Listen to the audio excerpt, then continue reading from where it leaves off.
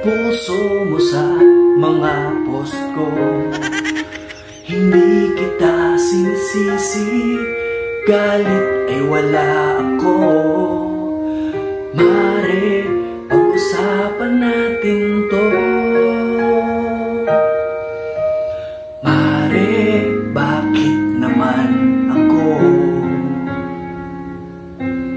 Sa dami mong anak, bitin pa ba sa kumpare ko? Hindi ako iiwas, ay Diyos ko, wag ako. Mare, bilisan lang natin to. Wala namang mabubuo, withdrawal lang naman tayo. Pero kaibigan lang ang sasabihin pag nahuli tayo.